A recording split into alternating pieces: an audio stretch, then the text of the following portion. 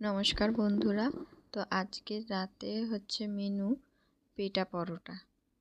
তো পেটা পরোটা করার জন্য আমি একটু ময়দা, তার মধ্যে একটু নুন, একটু চিনি আর সামান্য সাদা তেল দিয়ে উষ্ণ গরম জলে মেখে নিয়েছি।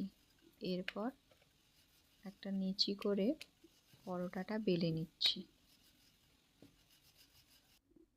এই যে এইরকমভাবে বেলে নিয়ে এরপর কড়াতে লাল করে ভাজবো সাদা তেলে।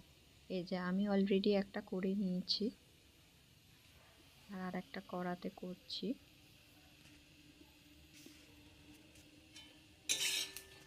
একটু মুচমুচে করে না ভাজলে ঠিক ভালো লাগবে না। তাই এই পরোটাটা এবার আমি বেলনের সাহায্যে ভেঙে নেব, কারণ হচ্ছে হাতের সাহায্যে করতে পারবো না, খুবই গরম, আর এগুলো গরম গরমই ভালো করে ভাঙতে হয়।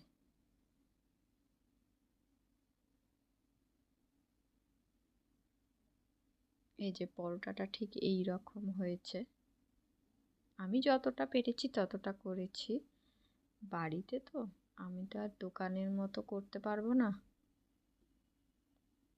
এই যে আজকের রাতের মেনু হচ্ছে পেটা পরোটা আর পটল আলু কুমড়োর তরকারি।